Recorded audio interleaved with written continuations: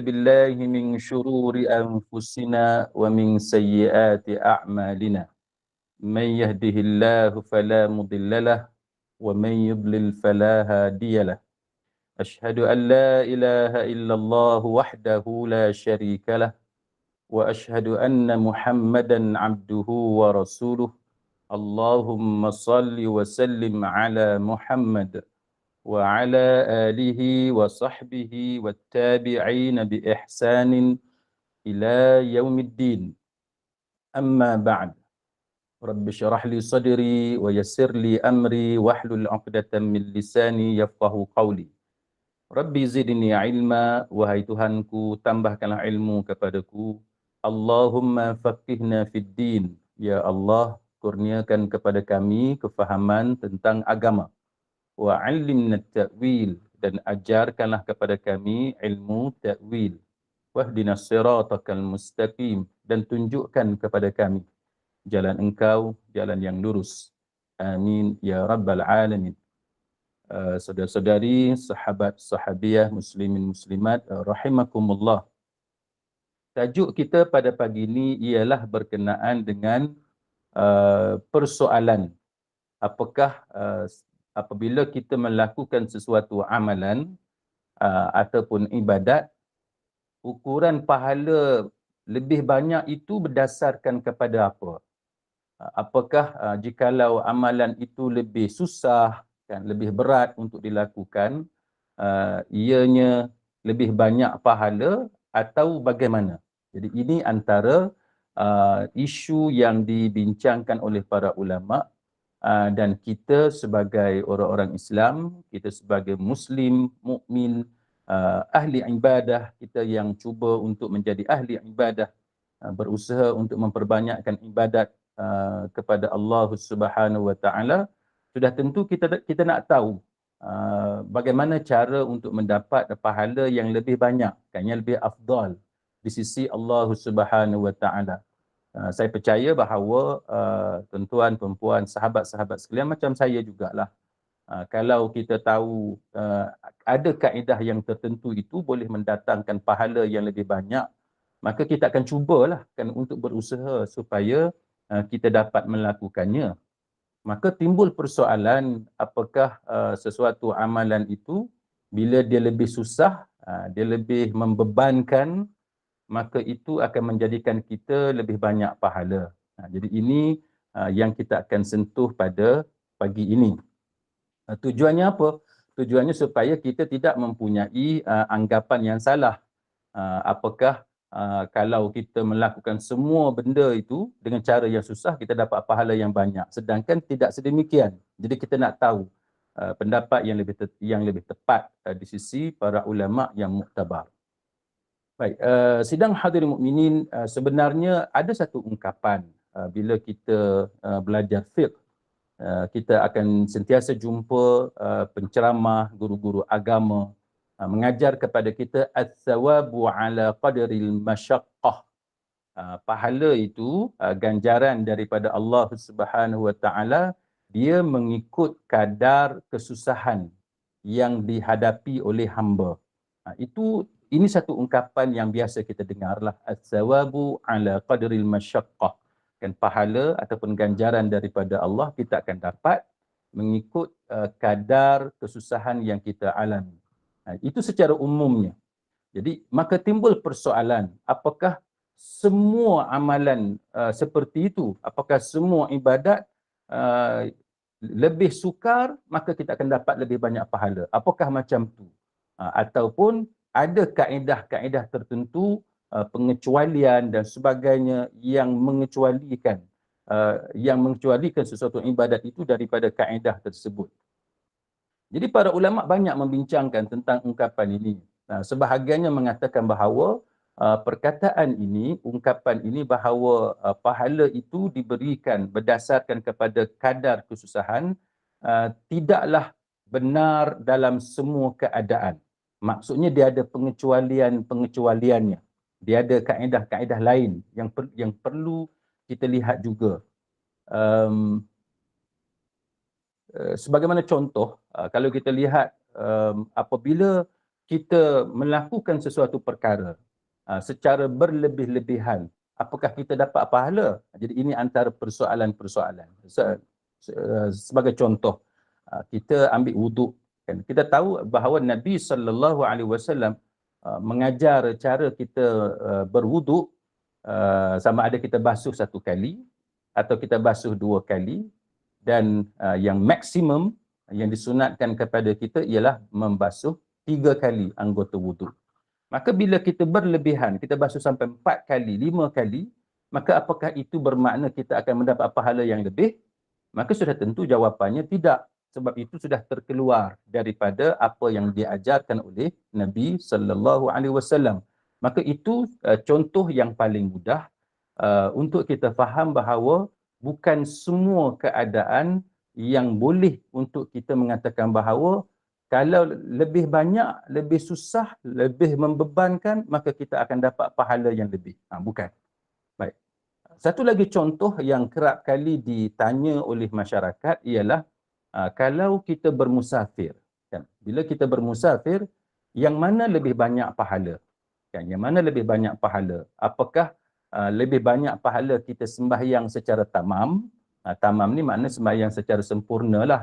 Kalau zuhur itu 4 rakaat, maka kita sembahyang zuhur tu 4 rakaat.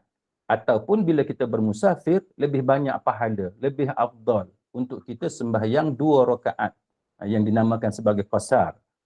Jadi macam mana tu? Sebab kalau kita kata bahawa lebih susah, maka sudah tentu 4 rakaat lebih susah daripada 2 rakaat, sebab dia bertambah bilangan rakaat, dia bertambah waktu masa yang kita gunakan 2 kali ganda berbanding dengan 2 rakaat. Tetapi sebenarnya para ulama membincangkan isu ini untuk menunjukkan kepada kita bahawa tidak semestinya apabila sesuatu ibadat itu dia lebih banyak atau dia lebih susah, maka dia lebih banyak pahala. Sehingga kan majoriti ulama, kebanyakan ulama mengatakan bahawa yang afdal, kan, yang lebih baik bagi seorang yang bermusafir adalah menunaikan solat secara qasar.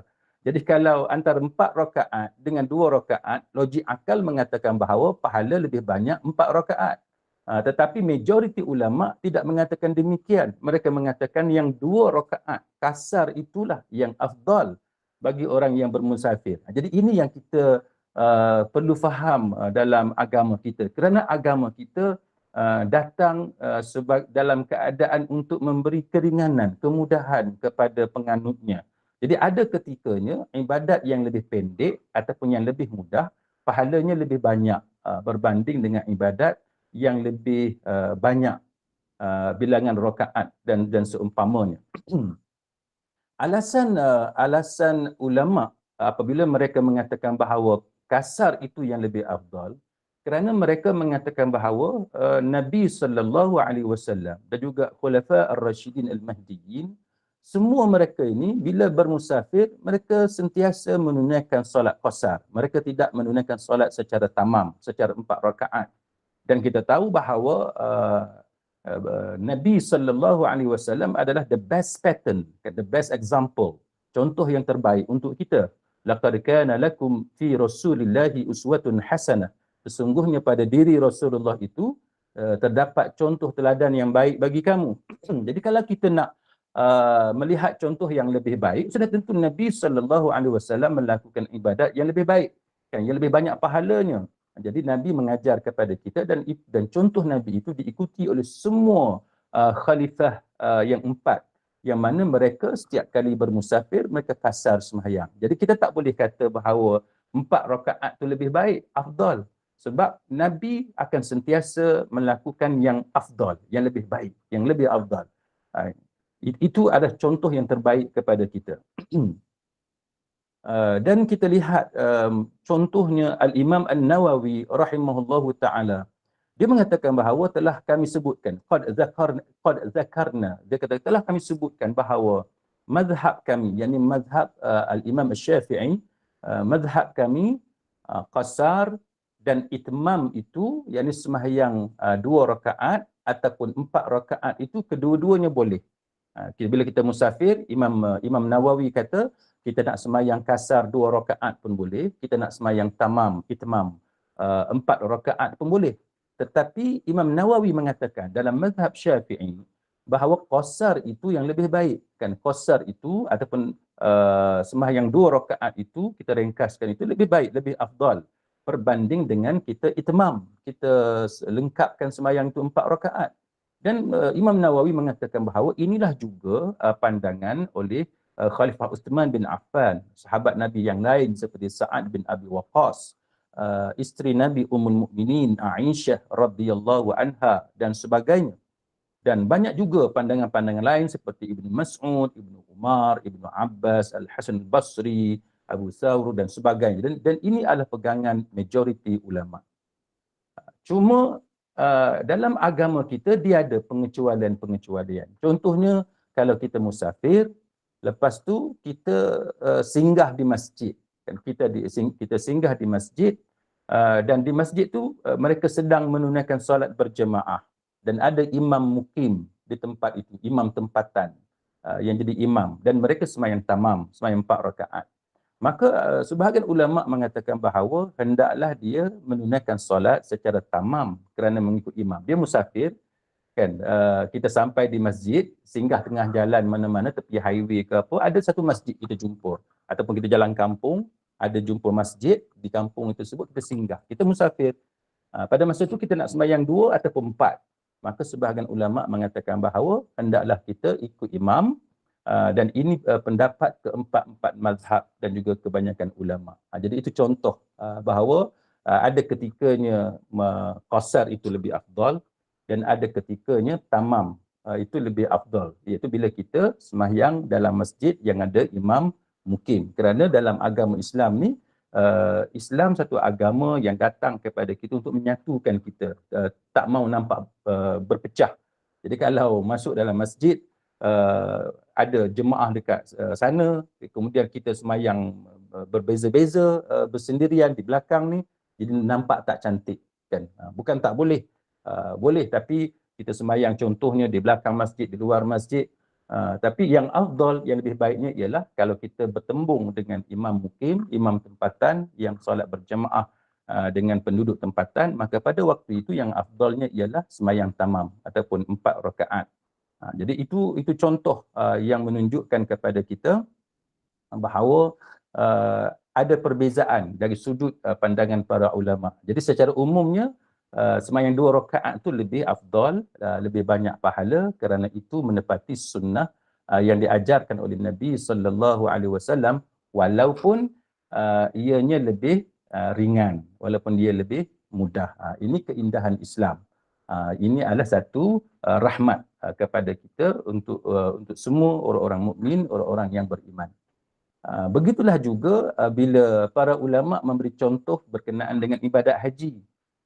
Kita tahu bahawa jemaah haji Malaysia ada yang bila menunaikan ibadat haji, ada yang menunaikan ibadat haji secara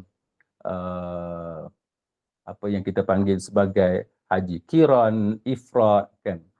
Jadi sebahagian daripada kita bila kita sampai di Mekah itu, waktu tu mungkin sudah dekat dengan wukuf, maka kita melakukan ibadat haji secara ifrad. Jadi haji ifrad itu adalah haji yang diterima sebagai haji yang lebih afdal di sisi mazhab Syafi'i. Alasannya kerana ia lebih sukar, kan, ia lebih rumit, tempoh ihram itu lebih lama berbanding dengan haji tamattu'. Kan haji tamattu' ia lebih mudah, kan, lebih relax. Cuma ulama dalam mazhab Hambali sebagai contoh, ulama-ulama Hanabilah mengatakan bahawa haji tamattu' itu lebih afdal kerana Nabi sallallahu alaihi wasallam memerintahkan kepada para sahabat untuk melakukan ibadat haji tamattu'. Jadi itu contoh bagaimana wujudnya perbezaan pendapat para ulama berkenaan dengan hal itu. Jadi di sisi mazhab Hambali, mereka mengatakan bahawa afdal haji tamattu' walaupun dia lebih mudah berbanding dengan haji ifrad. Kenapa? Kerana itu yang disuruh oleh Nabi sallallahu alaihi wasallam. Tapi dalam mazhab kita, mazhab Syafi'i, ulama-ulama Syafi'iyah mengatakan bahawa haji ifrad itu yang lebih afdal, kerana dia lebih susah, kan, dia lebih membebankan, lebih lama tempoh ihramnya. Pantang larang ihram tu kan 13 pantang larang ihram. Maka itu yang menunjukkan kepada kita bahawa perkiraan dari segi susah, senangnya, beban ke tidak membeban ke sesuatu ibadat itu diambil kira kan oleh para ulama. Baik. Tapi pada masa yang sama, kan, pada masa yang sama Nabi sallallahu alaihi wasallam mengingatkan kepada kita dalam hadis sahih Muslim, halakal mutanatti'un qala qala Nabi mengatakan bahawa celakalah, celakalah orang yang berlebih-lebihan dalam agama. Dan Nabi ulang ni 3 kali. Jadi ini menunjukkan kepada kita bahawa kita tak boleh sewenang-wenangnya bila kita buat ibadat, kita sengaja menyusahkan diri kita tanpa ada panduan dalam agama. Kita saja-saja cari jalan yang susah. Kita saja-saja cari kaedah yang susah. Sedangkan itu tidak diajarkan oleh para ulama yang muktabar. Maka bila kita sengaja berlebih-lebihan, kita sengaja melampau-lampau dalam melakukan sesuatu amalan, dia tidak mendatangkan pahala, kan? Tapi ia dicelakakan oleh Nabi sallallahu alaihi wasallam. Baik, pada masa yang sama kita perlu tahu bahawa tidak semestinya amalan yang mudah, yang ringan, kan, yang ringkas itu kurang pahala, sebab ada ketikanya yang mudah, yang ringan itu yang lebih banyak pahala. Sebab ada kadang-kadang ketaatan kepada Allah Subhanahu Wa Taala, ibadat kepada Allah yang diajarkan oleh Nabi sallallahu alaihi wasallam, dia berlaku dalam bentuk amal ibadat yang very simple, kan, yang sangat mudah tapi pahalanya banyak. Jadi ada amalan-amalan seperti itu. Contohnya 2 kalimah syahadah, kan. Contohnya 2 kalimah syahadah yang merupakan kalimah yang sangat mudah untuk kita sebut, kan, tetapi ia menjadi seafdal amalan. 2 kalimah syahadah itu, yang mana Nabi kata kalimatani khafifatani 'alal lisan thaqilatani fil mizan habibatani ila rahman subhanallah wa bihamdihi subhanallahil azim. Nabi kata ada 2 kalimah yang ringan di lisan, khafifatan 'alal lisan, mudah aja dekat lidah kita, tapi dia thaqilatani fil mizan, dia berat di mizan, di timbangan, habibatani ila rahman, tapi 2 kalimat ni Allah Taala sangat suka, kan, 2 kalimat ni. Apa dia? Subhanallah wa bihamdih subhanallahil azim. Jadi ini hadis dalam Bukhari dan Muslim, hadis muttafaqun alaih. Perkataan itu sangat mudah untuk kita sebut, subhanallah wa bihamdih, kita mensucikan Allah Taala dan pujian untuk Allah Subhanahu wa taala, subhanallahil azim, kan, maha suci Allah yang maha agung. 2 kalimah itu mudah saja untuk kita sebut, tapi Nabi mengatakan bahawa 2 kalimah inilah yang memberatkan mizan kita, kan, mizan pahala itulah, kan, maknanya pahala kita lebih berat berbanding dengan dosa, dan 2 kalimah ini yang sangat disukai oleh Allah Subhanahu wa taala. Jadi itu contoh bagaimana tidak semestinya kita melakukan ibadat yang memenatkan, ibadat yang sampai kita exhausted, kan, sampai kita dah tak larat untuk melakukannya. Bukan. Ada banyak cara yang diajarkan oleh Nabi sallallahu alaihi wasallam supaya kita ni rebut peluang ni, kita buat benda yang mudah-mudah, kan, tetapi pahalanya sangat banyak. Baik, boleh jadi sesuatu amalan yang kita rasa berat untuk kita buat, tetapi keutamaannya itu bukan berdasarkan kepada makna ataupun arti yang kita dapat daripada rasa berat tersebut. Kesabaran dalam kita melaksanakan ibadat itu ataupun rasa letih itu yang akan menambahkan pahala. Ada juga macam tu, kan. Contohnya satu orang yang pergi buat haji ataupun umrah, kan, dia dapat pahala yang lebih besar berbanding dengan orang yang dekat. Yang mana Nabi sallallahu alaihi wasallam bersabda kepada Aisyah radhiyallahu anha, "Walakinnaha ala qadri nafaqatiki au nasabik." Nabi kata akan tetapi ganjaran sesuatu amalan itu berdasarkan ukuran nafkahmu atau keletihanmu. Berdasarkan ukuran duit yang kita habis ataupun keletihan kita. Saya ada sahabat-sahabat yang pergi haji tahun ni. Apabila mereka balik, sahabat-sahabat saya ni bercerita tentang macam-macam package lah sekarang ni. Yang tabung haji pun ada yang sampai kena bayar sampai 30,000 sebab buat rayuan dan sebagainya. Ada yang pergi dengan package swasta dengan harga 50,000 dan sebagainya. Jadi pada tanggapan sahabat saya ini, orang ni semua kaya-kaya, banyak duit.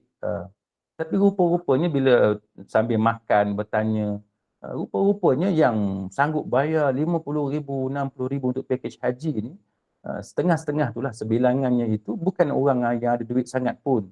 Tapi mereka jual tanah, mereka jual harta yang mereka ada, kan, mereka cairkan aset mereka itu untuk mereka belanjakan, kan, untuk membolehkan mereka menunaikan ibadat haji. Jadi berdasarkan apa yang disebut oleh Nabi sallallahu alaihi wasallam ini memang ada, kan, yang mana memang ada amal ibadat yang Allah Taala bagi pahalanya lebih kerana kesusahan yang kita alami, kan. Setengah orang dia tak payah jual harta yang dia ada, dia memang ada duit dalam bank. Tapi ada setengah orang dia terpaksa, kan, cairkan aset dia terpaksa let go harta yang dia sayang semata-mata untuk membolehkan dia beribadat di tanah suci. Jadi itu contoh bahawa betul memang ada ukuran tersebut, ataupun berdasarkan kepada keletihan kita, kan, berdasarkan kepada keletihan. Kita di Malaysia ni jauh, kan, kita nak sampai ke Mekah berbanding dengan penduduk Mekah. Maka pada umumnya, secara umumnya, orang Mekah yang menunaikan ibadat haji, kalau dibandingkan dengan kita di Malaysia ini yang menunaikan ibadat haji, pahala kita tu lebih banyak kerana kita terpaksa melalui perjalanan yang jauh. Cuma alhamdulillah dengan facilities yang ada sekarang ni, ia lebih mudah, airport yang lebih moden dan sebagainya. Tetapi banyaklah, kan, kesusahan itu, preparation kita dan sebagainya. Keletihan yang kita alami ialah travel, kan, travel dengan jarak yang jauh, kita penat dan sebagainya. Maka segala kepenatan itu diambil kira oleh Allah Subhanahu Wa Taala, dan segala kesusahan itu juga diambil kira oleh Allah Subhanahu Wa Taala. Baik, kemudian begitu juga dalam hal baca Quran. Baca Quran ni saya percaya sahabat-sahabat sedia maklum, kan, iaitu Nabi sallallahu alaihi wasallam bersabda dalam hadis Bukhari, "Mathalul ladzi yaqra'ul Qur'ana wa huwa hafizul lah ma'as safaratil kiramil bararah wa mathalul ladzi yaqra'u wa huwa yata'ahadu wa huwa 'alaihi syadid falahu ajran." Perbandingan, Nabi kata, Nabi buat perbandingan. Orang yang baca Quran dan dia hafal Quran itu, maka dia akan bersama dengan malaikat yang mulia, malaikat yang baik. Ini bagus. Kita sahabat-sahabat pencinta Al-Quran, ini semua pencinta Al-Quran, dan kita menyintai Al-Quran. Quran sentiasa bersama dengan kita. Dan Quran ada di sisi kita, dalam beg kita, dalam dashboard kereta kita, dalam smartphone kita dan sebagainya. Kita sentiasa membaca Quran. Banyak ke sikit, tapi yang penting kita sentiasa baca Quran dan kita hafal. Yang mana-mana yang kita mampu kita hafal. Maka Nabi sallallahu alaihi wasallam mengatakan bahawa orang ini dia bersama dengan malaikat yang mulia yang baik-baik. Kita duduk bersama dengan kawan yang baik-baik pun kita dah rasa banyak manfaat yang kita akan dapat, ketenangan yang kita perolehi bila kita bersama dengan orang-orang yang soleh.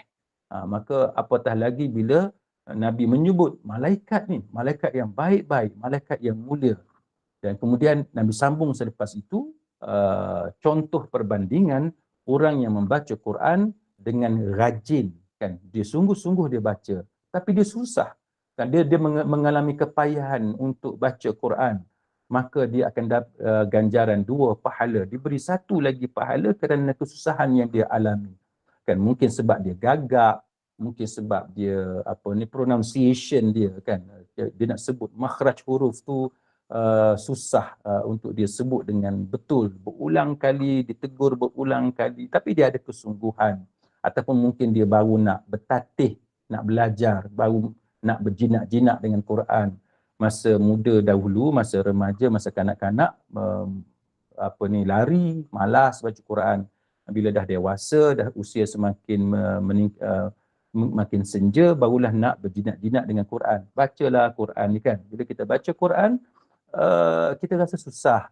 Maka kesusahan itulah yang diambil kira oleh Allah Subhanahu Wa Taala. Jadi jangan segan, jangan malu, kena rajin, dan pahala tu Allah Taala bagi 2 kali ganda. Saya teringat pada satu ketika saya berada di satu tempat yang mana jemaah yang perempuan ini seusia isteri saya, kita buat halaqah, kita buat circle baca Quran yang turut disertai oleh anak perempuan saya. Jadi rata-rata dalam halaqah itu, circle itu, semua perempuan yang sudah berkeluarga kan, sudah berkeluarga. Cuma ada anak saya seorang saja yang belasan tahun yang ada dalam halaqah tersebut. Jadi anak saya ni memang dia mahir baca Quran, kan, dia mempunyai kelebihan itu. Dia belajar daripada zaman sekolah lagi. Jadi dia baca Quran itu memang lancar, fasih. Jadi sedangkan ibu-ibu yang ada itu semuanya sangkut-sangkut, tak boleh baca dan sebagainya. Jadi isteri saya beritahu dekat anak saya supaya next time tidak hadir dalam halaqah itu, supaya ibu-ibu yang lebih berusia ini tidak rasa malu kan untuk belajar baca Quran. Jadi kita pun bila kita buat halaqah, kita buat sesi baca Quran, kita kena ambil kira juga kan air muka kan,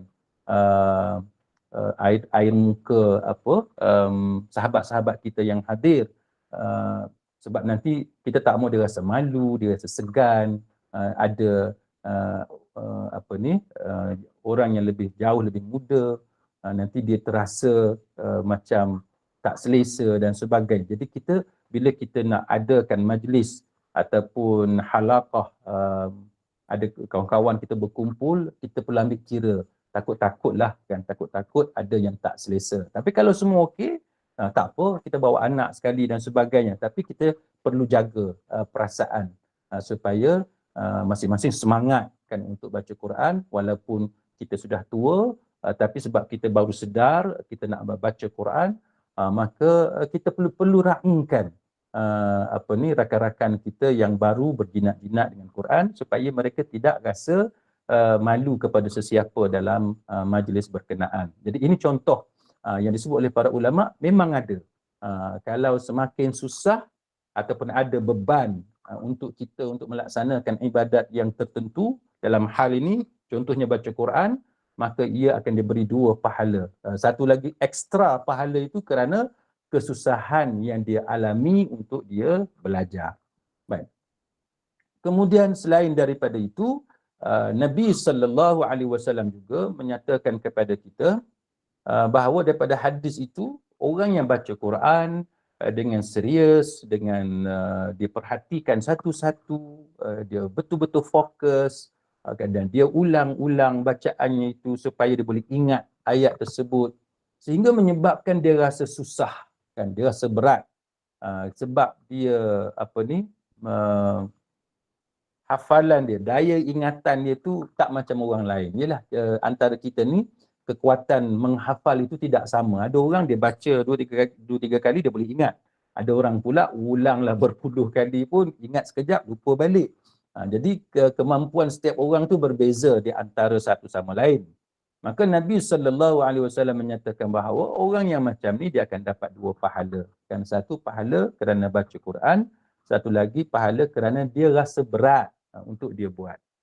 Jadi itu contoh kan, motivasi kepada kita. Kita kadang-kadang bila kita solat kan, kita nak semayang, kita nak baca Quran, ataupun kita nak berwirid, nak berzikir, ataupun apa-apalah kita nak buat sesuatu kebaikan. Kita rasa berat sangat untuk kita buatkan, kita rasa malas sangat. Tapi kita lawan rasa malas itu, kita lawan rasa berat itu, kita buat juga. Kan? Jadi bila kita lawan perasaan kita yang malas, perasaan kita yang berat itu, sebenarnya Allah Ta'ala bagi pahala. Kan? Allah Ta'ala bagi pahala. Jadi sesiapa yang rasa berat tapi dia lawan perasaan dia itu, maka Allah Ta'ala akan bagi pahala kepada kesungguhan kita untuk melawan rasa berat. Macam katalah pagi tadi kan, pagi ni kita nak bangun sembahyang subuh. Rasa berat sangat nak bangun dari katil tu kan. Tambah pula katalah hujannya kan. Sedap kalau tidur ni kan, kita rasa susah sangat nak bangun, sedangkan biasa kita senang bangun, tapi hari tu susah sangat nak bangun, tapi kita gagah juga bangun sebab kita ingatkan pahala daripada Allah Ta'ala. Maka kesungguhan kita yang menggagahkan diri kita, yang kita lawan rasa berat, rasa malas itu diambil kira oleh Allah Subhanahu Wa Ta'ala. Jadi ini antara perkara penting, dan ini sebenarnya bagi motivasi kepada kita kan, untuk kita lawan rasa malas beribadat tadi kan. Samalah juga kita hari-hari kita bawa maksurat ke, kita bawa wirid zikir tertentu dengan kita, hari itu rasa malas tapi kita lawan juga rasa malas, buat juga, itu akan dikira oleh Allah Subhanahu Wa Ta'ala. Jadi bagus sebenarnya kita lawan perasaan malas dan berat. Cuma itu bukan fokus sebenar lah, itu bukan fokus sebenar, tetapi itu contoh bagaimana agama ini mengajar kepada kita supaya kita lawan rasa malas tadi ataupun rasa berat, dan kesungguhan kita itu diberikan pahala oleh Allah Subhanahu Wa Ta'ala. Pada masa yang sama kita perlu sedar bahawa agama Islam ni satu agama yang mudah kan, satu agama yang tidak mahu kita rasa susah kan, yang mana agama kita hilangkan kalau ada masyaqqah, kalau ada kesusahan dan sebagainya, beban-beban yang tidak perlu, maka itu perlu dihilangkan. Contohnya Al-Imam Al-Aiz bin Abdus Salam rahimahullahu ta'ala, disebut dalam qawaid al-ahkam fi al-masalih fi masalih al-anam. Dia kata apa? Dia kata Imam Al-Aiz bin Abdus Salam, dia kata jikalau ada dua perbuatan yang sama, jikalau ada dua perbuatan yang sama, amalan ni, amal soleh, dua amal soleh yang sama, dia punya tingkatan dia dari segi kemuliaan, kedudukan dia sama, dari segi syarat, sunnah, rukun dan sebagainya. Cuma dia kata satu tu berat untuk dibuat, dan dia kata maka kedua-duanya sama mendapat pahala kerana persamaan dari segi semua perbuatan. Akan tetapi salah satunya memiliki perbezaan yang khusus atas apa yang dihadapinya dari rasa berat yang ditanggung kerana Allah.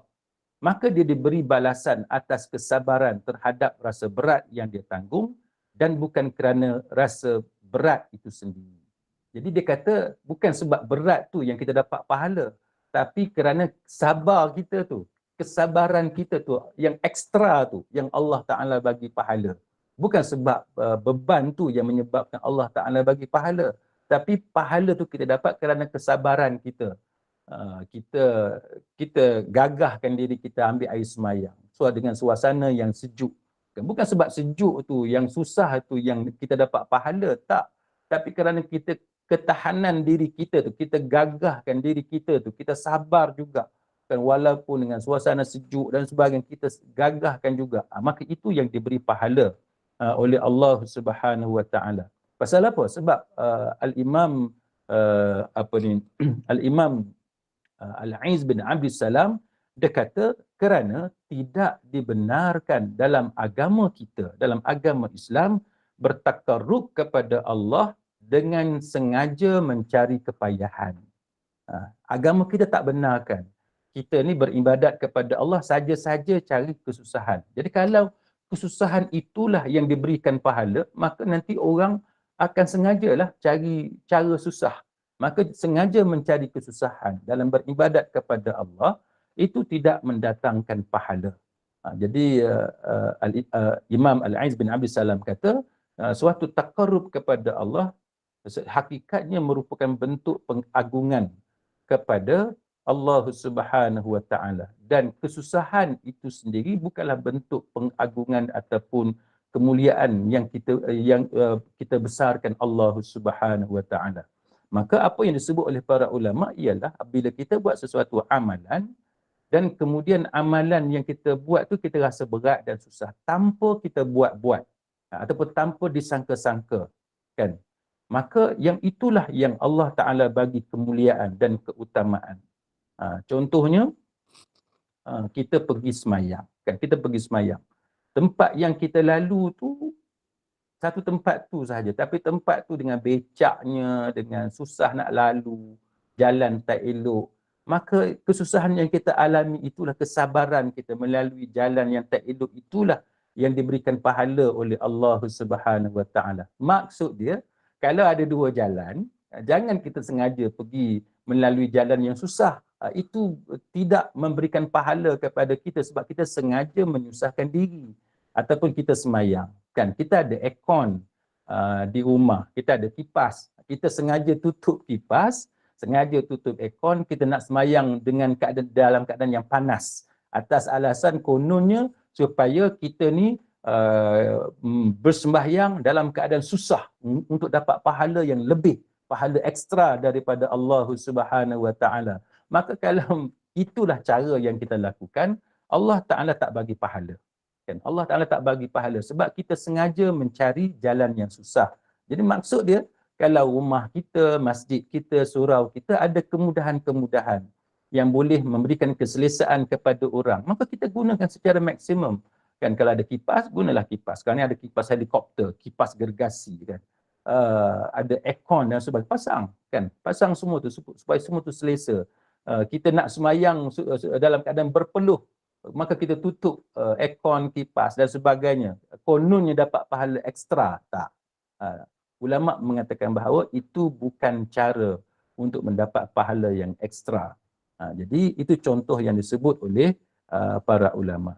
Jadi sidang hadirin mukminin, setakat itu saya kongsi pada pagi ini, nak bagi peluang dalam 5 minit yang ada ini, kalau ada di kalangan sahabat-sahabat sekalian ada sebarang persoalan dan sebagainya. Saya serahkan kembali kepada Puan Zainul. Okey, baik Ustaz, buka soalan, 1-2 soalan kepada para jemaah. Silakan. Ada yang nak bertanya? Sebarang kemusykilan? Assalamualaikum. Saya ada nak bertanya Ustaz. Assalamualaikum. Saya Buraini. Apa kalau dia punya senario dia, katalah kita ni mampu untuk menunaikan umrah ataupun haji dengan package yang mahal ataupun package yang murah, tapi kita bertembung dengan nak buat yang terbaik, dan memilih package yang mahal. Dalam masa yang sama, kita juga ada satu lagi perasaan yang rasa membazir. Tapi dalam masa yang sama, kita nak buat yang terbaik. Jadi macam mana kita nak ukur kita punya tahap keikhlasan kita yang membazir ataupun yang nak buat terbaik dengan memilih package yang mahal tu. Terima kasih. Baik, wallahu a'lam. Isu di sini ialah berkenaan dengan kita nak menunaikan ibadat haji atau umrah. Baik, kita ada pilihan package mahal ataupun package murah. Jadi ada persimpangan, kan. Dalam keadaan kita nak menunaikan ibadat haji ataupun umrah itu dengan selesa, maka kita nak ambil package yang mahal. Pada masa yang sama kita bimbang kalau kita membazir, kan, habiskan duit puluhan ribu untuk package haji atau umrah tersebut. Jadi jawapan saya, wallahu a'lam, yang pertamanya kita kena faham apa maksud membazir. Itu yang kita kena faham. Bila kita sebut membazir, kita nak kena tahu membazir itu apa. Jadi membazir dalam agama kita telah ditaarifkan oleh para ulama ialah expenses ataupun perbelanjaan pada perkara yang tidak perlu. Baik, itu yang dikatakan membazir. Perkara yang tidak perlu dan sia-sia. Jadi kalau kita berbalik kepada package tadi, apakah kita perlu ataupun tidak? Apakah ianya satu perbuatan ataupun perbelanjaan yang sia-sia ataupun tidak? Maka kalau ditanya kepada saya, pendapat peribadi saya, dan saya lihat banyak sudah fatwa-fatwa para ulama, yang mana mereka menjawab bahawa itu bukan pembaziran. Sebab bila kita berbelanja untuk kenderaan yang lebih baik, katakanlah kita ambil satu package yang mana kita akan dapat bukan kelas ekonomi, tapi kelas perniagaan untuk pesawat, kan, untuk kapal terbang. Lepas tu di sana nanti kita duduk berdua dengan suami atau isteri kita. Kemudian kenderaan yang lebih selesa untuk kita ulang-alik dan sebagainya. Maka apakah itu sia-sia? Jawapannya dia tidak sia-sia. Dan itu adalah kemampuan kita. Kan kita mampu, duit kita memang ada dan dia tidak terjejas kepada perbelanjaan lain.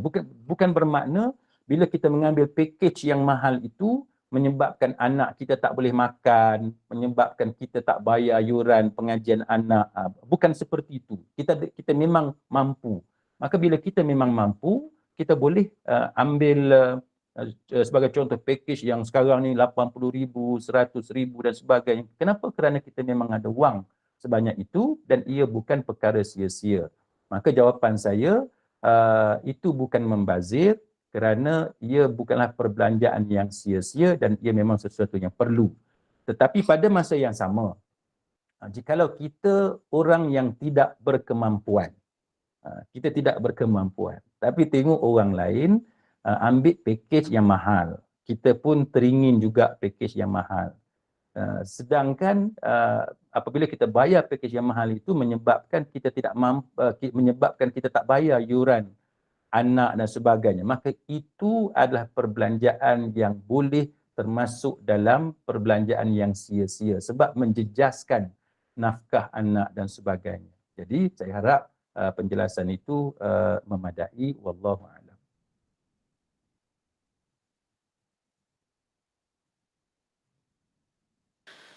Okey, baik.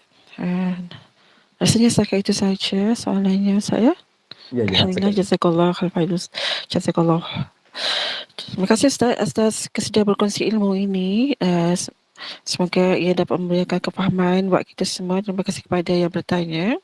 Dan amalan kebajikan ini adalah satu kebaikan, ya, satu amalan yang baik untuk kita teruskan, untuk terus kita dituntut untuk melakukannya kerana ia menjangkauai semua amal-amalan soleh. Dan Ustaz, kita tangguhkan dulu majlis ini pada minggu depan. Kita tangguhkan dulu dengan tasbih kafarah dan surah Al-Asr.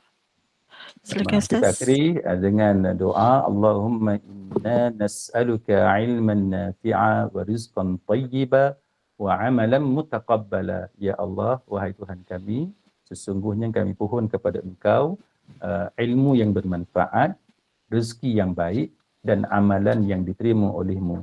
Kita akhiri dengan tasbih kafarah dan surah Al-Asr. Subhanakallahumma wa bihamdik asyhadu an la ilaha illa anta astaghfiruka wa atubu ilaik. A'udzu billahi minasyaitonir rajim. Bismillahirrahmanirrahim. Wal 'asr innal insana lafi khusr إلا الذين آمنوا وعملوا الصالحات وتواصوا بالحق وتواصوا بالصبر وبالله التوفيق والهداية والسلام عليكم ورحمة الله وبركاته. Waalaikumsalam warahmatullahi wabarakatuh. Terima kasih Ustaz. Jumpa lagi insya-Allah.